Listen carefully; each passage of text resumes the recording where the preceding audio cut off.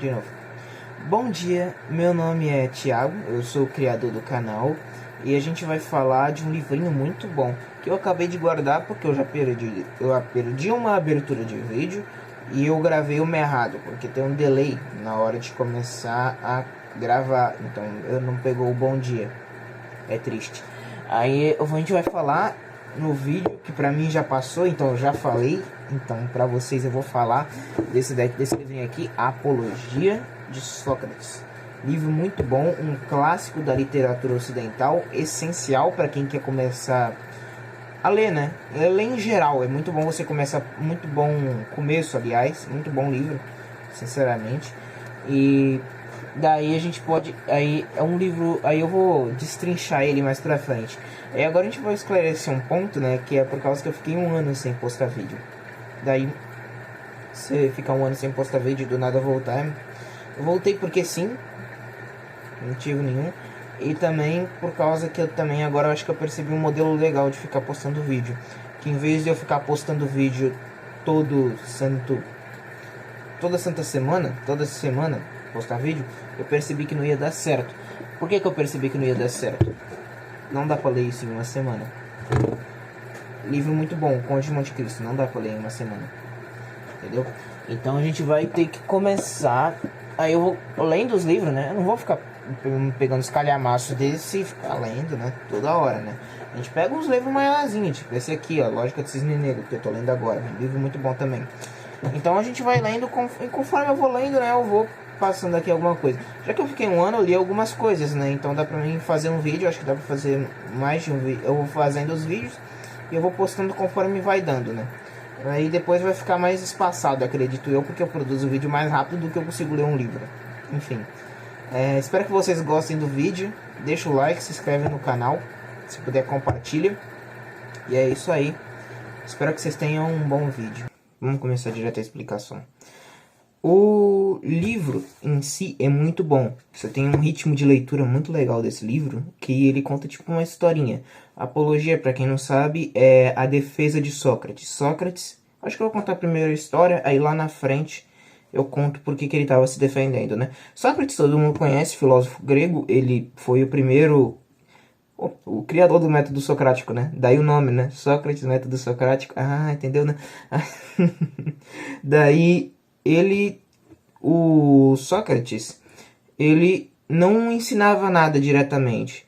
Ele perguntava às pessoas para saber se elas eram sábias ou não. E disso seus alunos tiravam o ensinamento. E nem era o interesse dele ensinar diretamente, entendeu?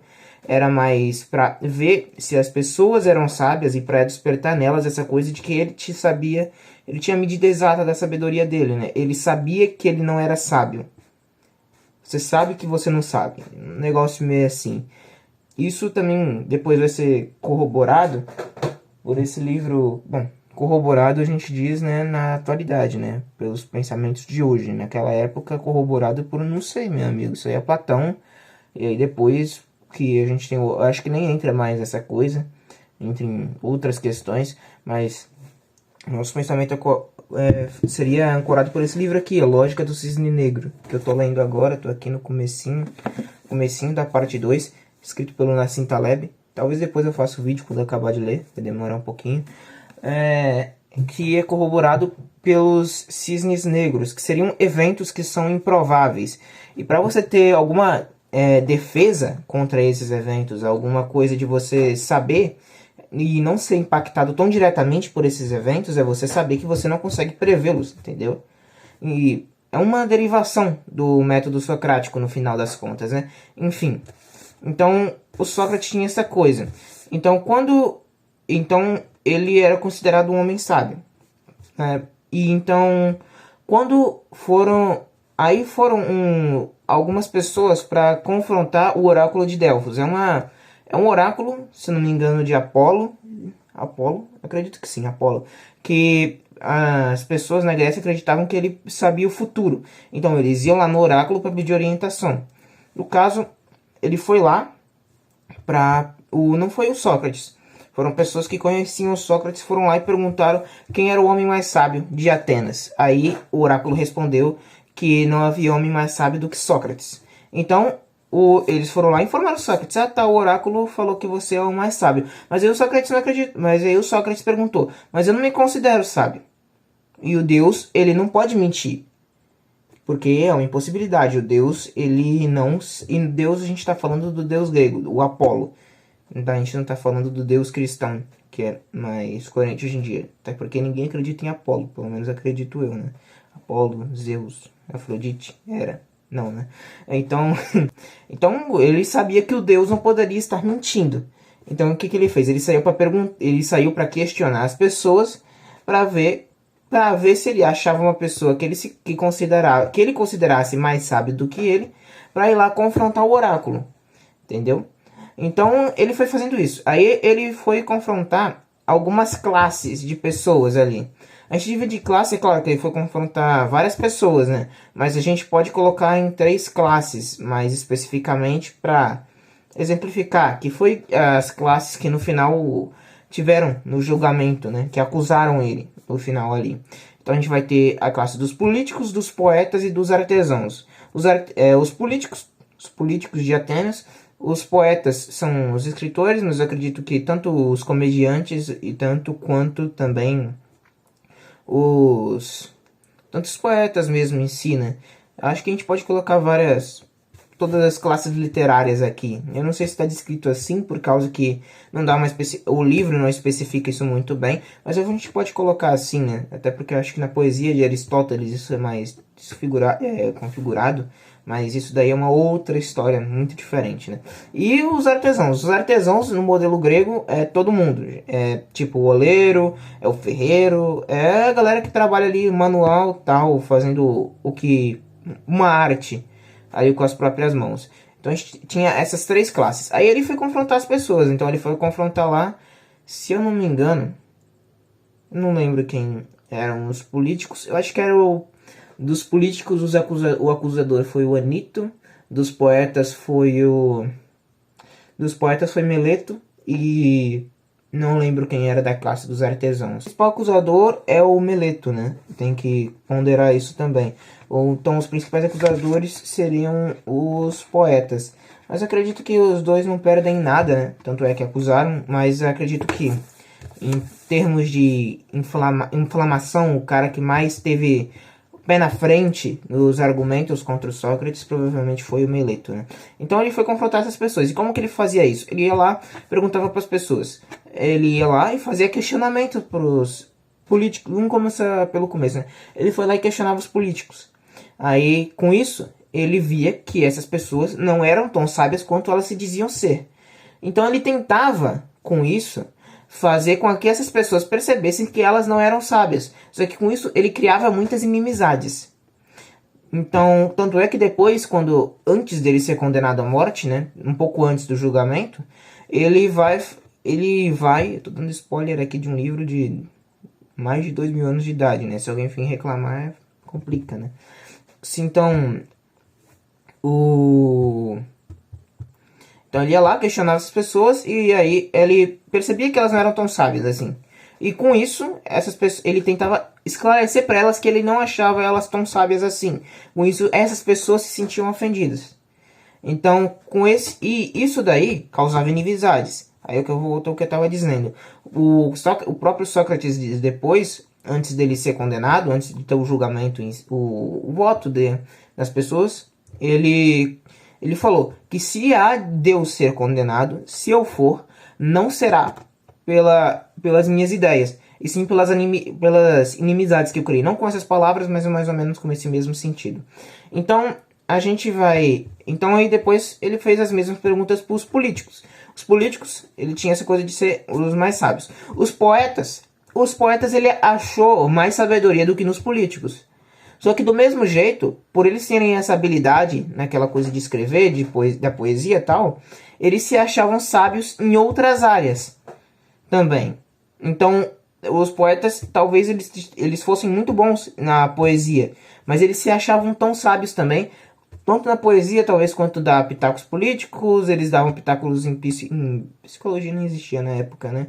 Mas vamos colocar questões daquela época, né? Talvez eles davam pitaco em política, davam pitaco em guerra, dava um pitaco talvez em teologia, não sei se é assim que seria se falasse, mas uma espécie de religião da época. Seria religião, né? Já que tem os deuses gregos, né? Enfim, deu para entender. Então ele ia lá e questionava. E então ele também percebeu que os poetas não eram tão sábios assim. Então ele fez a mesma coisa que com os políticos. Ele tentou colocar para essas pessoas para perceberem que elas não eram tão sábias assim, para colocar a medida de sua sabedoria nas outras pessoas também, despertar essa coisa do você saber que você não sabe. Então ele também criou inimizades entre os poetas. Depois ele foi partir para os artesãos. Nos artesãos ele achou sabedoria. Os artesãos, ele achou sabedoria, eles sabiam ali o que ele estava fazendo. Só que eles também caíam no mesmo mal dos poetas, no mesmo mal dos políticos. Eles achavam que a sabedoria numa área se resplandecesse em todas as outras áreas da nossa vida. Da vida deles, no caso. Mas isso a gente também pode colocar para o nosso cotidiano, né? Não quer dizer que você é muito bom em uma área, você vai ser bom em todas, né? Por exemplo, o Einstein, ele era um físico genial, mas ele na política se considerava um socialista democrático. Meu amigo, isso daí nunca deu certo em lugar nenhum. E não é de hoje que a gente sabe que isso não dá certo, né? Em 1921, o Ludwig von Mises já refutou esse negócio, não era nem pra... Isso aí é uma piada já faz mais de um século. O Einstein acreditava que ele era um socialista democrático. Nesse caso, a gente nem julga, né? Por causa que o cara ele tem um trabalho tão genial na física que você desconsidera os outros erros dos caras. Mas isso daí é uma coisa impraticável, né? Não existe socialismo democrático. Não existe a ditadura do proletariado na democracia, meu amigo. É uma impossibilidade, né? Ditadura não quer dizer democracia, não tem como, né? Ou a gente pode colocar, se eu não me engano, eu não lembro se era o Mozart ou o Beethoven, mas eu lembro que um dos dois, eles eram gente que era entusiasmada ali com a Revolução Francesa, animada com a Revolução Francesa, né?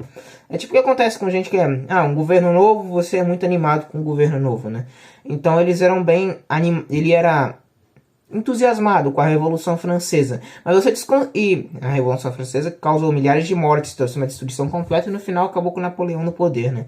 Você trouxe a queda do Luís XVI, para no final ter aí você cai, você vai pro Robespierre, se não me engano. Eu acho que é o Robespierre, Maximiliano de Robespierre, que, né, cortou as cabeças, né? E depois que acabou com a própria cabeça cortada, né, você teve a mão do diretório foi para Napoleão. Você acabou de um poder centralizado e indo para um outro poder mais centralizado ainda. Ou seja, não já notou nada, você teve um monte de mortes no meio, que sinceramente eram muito desnecessárias, e depois a França provavelmente nunca recuperou o seu status completo, né? Hoje em dia a gente vê até hoje a França num país... Sim, se você analisa mais ou menos como é a política francesa, é um socialista falando para o socialista de direita que ele é mais benfeitor do povo. Aí o socialista de direita vai lá e fala que não, ele é o mais benfeitor do povo, por isso, por aquilo. Se eu trocar 6 por meia dúzia, né? Não faz diferença nenhuma. Enfim, então voltando. A gente vai ter os argumentos da acusação, né? Porque eles acusam ele de corromper os jovens, do argumento justo vencer o injusto, como foi na comédia de Aristófanes, se eu não me engano. Não lembro se era o nome desse cara, se era Aristófanes mesmo. Mas teve uma comédia que teve o argumento justo vencendo do injusto, pelo menos é o que eu entendi. Daí a gente teve também corromper os jovens, argumento justo vencer do injusto, e de ateísmo, né? E fomentar outros deuses dentre os jovens. Então Sócrates responde, né? Primeiro ele vai responder... não vou colocar em ordem, vou colocar pelo que eu lembro mesmo. Ele responde o argumento de corromper os jovens, dizendo que ele não ensina nada aos jovens. Ele vai lá e questiona as pessoas. Então os jovens vão e eles começam, eles veem o que Sócrates vem fazendo e tentam fazer isso também, questionando as pessoas. Isso vai incomodando. Aí ele argumenta que isso incomoda Anito, que Anito também não se preocupa diretamente, ele também não se preocupa com o melhoramento dos jovens. Então ele vai lá e Anito não, Meleto que ele se dirige principalmente a Meleto, né? Então, ele pergunta a Meleto e ele fala que Meleto não se preocupa verdadeiramente com o melhoramento dos jovens. Então ele pergunta, Meleto, o que melhora os jovens? Aí ele fala, as leis melhoram os jovens? O Meleto fala que sim. Os senadores melhoram os jovens? Aí ele fala que melhoram os jovens. Então aí ele vai falando, aí eles falam, então, aí fala, os cidadãos de Atenas, todos os cidadãos de Atenas aqui melhoram os jovens? Aí ele fala, sim, todos melhoram os jovens. Aí ele fala, então sou eu que corrompo os jovens? Aí ele fala, sim, eu acho que só você corrompe os jovens. Aí então você pega aqui, peraí, então toda uma miríade de pessoas diferentes, que todas elas têm suas qualidades e seus defeitos, todas elas melhoram os jovens. Agora eu, Sócrates, né? Falando do argumento, eu, Sócrates, pioro os jovens. Aí ele fala, eu não poderia piorar os jovens por dois motivos. Um, que na minha eu estou em tamanha medida, eu tenho tão bem a medida da minha ignorância, que se eu corrompesse as pessoas que estão ao meu redor, eu seria afetado por isso. Então ele jogou que ele se prejudicaria, em piorando os jovens. E depois, então, e também lançou aquele argumento de que só ele melhora os jovens, que sentido faz, só ele piora os jovens, que sentido faz isso, né? Então depois ele também vai lançar um segundo, aí depois ele vai responder a segunda acusação de ateísmo, né? O ateísmo, ele fala que ele acredita nos deuses, que ele não é um outro filósofo pré-socrático, eu esqueci, se eu não me engano, e ele vai citando, né? Você vê que o Sócrates é um cara que é muito bem estudado. Tanto é que a gente vê ele citando Aristófanes de Atenas. Não. Aristófanes foi o poeta que fez a comédia. Então, você vê que Sócrates é um cara bem estudado. Ele citou a Ilíada, citou a Odisseia, eu acho que devia ser literatura obrigatória. Tanto nos dias de hoje quanto nos dias da... Eu acredito que nos dias de Sócrates devia ser uma leitura muito bem documentada, né? Então a gente teria que... Então naquela época provavelmente muito mais do que achei. Anaxágoras. Anaxágoras, se eu não me engano, ele falava que o Sol e a Lua eram pedras, né? Ele não acreditava nos deuses, por isso ele foi perseguido. Enfim, voltando onde a gente parou, então ele fala que ele acredita nos deuses, e que ele fala que ele não acredita que as luas e o sol e a lua é uma pedra. Não, ele fala que o sol é um deus, que a lua é um deus, né? Para eles era um deus, né? Então ele rebate, aí ele fala, como eu posso falar de coisas divinas, eu acho que como eu posso falar de demônios e como eu posso falar de semideuses se eu não acredito nos deuses? Então ele refuta o argumento falando que se você acredita em demônios, se você acredita em semideuses, você tem que acreditar em deuses também. Naquela época, né, panteão grego, Zeus, era Hades, Ares, né, deu para entender. Então ele rebate todos esses argumentos. Daí vai para votação. Naquela época o júri que decidia, até hoje eu acho que nos Estados Unidos o júri decide também, mas foi uma votação muito apertada. Daí o Sócrates, ele fala, né, que se ele seria condenado à morte, não seria por causa de suas próprias ideias, seria por causa das inimizades que ele criou, buscando provar que o que é a sabedoria, buscar o que é a sabedoria, e desse modo mostrando às pessoas que não são sábias, infligindo o seu ego, e com isso elas viriam a acusá-lo criando inimizades. Então a gente tem... Aí ele fala isso, e ele dá aquela profética. Se eu for condenado, se é que serei condenado, alguma coisa nesse sentido. Aí ele fala que eu não serei o último dos homens a morrer, dos bons homens a morrer de tal forma, de algum jeito, desse jeito. Então ele vai lá e ele lança como se fosse uma profecia, né? Ele professa que ele não seria o último dos bons homens a morrer injustamente. Isso a gente vê que é uma coisa muito verdadeira, que ao longo ao longo da história, principalmente a partir dali, a gente vê que muitos homens bons, muitos homens justos foram mortos injustamente, né? O Sócrates foi morto, depois Platão também foi morto. Isso a gente está falando somente em Atenas, né? E depois a gente vê que isso só para de forma simbólica com a morte de Jesus na cruz, né? Que seria um ser que veio perfeito e por causa da maldade e pura maldade dos homens, ele veio a ser crucificado, dando um fim simbólico a isso. Claro que a gente também teve outros casos, né? Mas o fim simbólico disso seria a morte de Jesus. Enfim, voltando aqui, o Sócrates é condenado e daí ele não, ele teve a oportunidade de fugir da morte, mas aí mas aí em vez de ele fugir da morte, fugir da sua responsabilidade, ele vai lá e pelas suas próprias ideias ele morre. Eu acho que ele é condenado a tomar uma taça de veneno, alguma coisa nesse sentido. Então ele vai lá e morre pelas suas próprias ideias. É um livro que é muito interessante. Você consegue fazer várias analogias, principalmente com a nossa era de redes sociais, onde a gente vê muitos cancelamentos, né? Isso foi basicamente cancelamento. Você foi, mas em vez de você ser expulso, né? Em vez de você ser, tinha uma palavra mais específica para isso, mas eu esqueci. De você ser exilado, de você ser expurgado daquele meio social onde você vivia, você ser cancelado dessa forma, o Sócrates ele foi morto pela sua má fama. Hoje em dia é diferente, só que a morte, ela não é mais física, ela é mais uma morte de influência, né? Calma aí, deixa eu beber água aqui.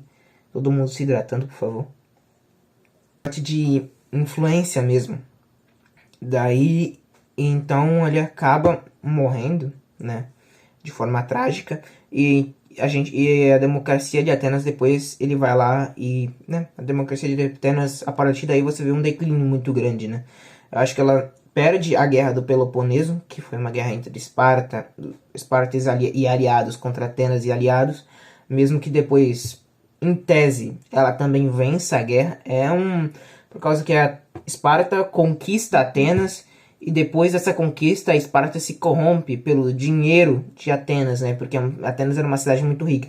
Os espartanos, eles viviam em pobreza, porque era muito voltada mais para o militar ali. Até por isso que provavelmente eles tiveram vantagem ao longo das décadas de conflito. Mas quando a democracia, depois que os espartanos invadiram Atenas e conquistaram a cidade, eles tentaram colocar uma oligarquia no poder e seguir.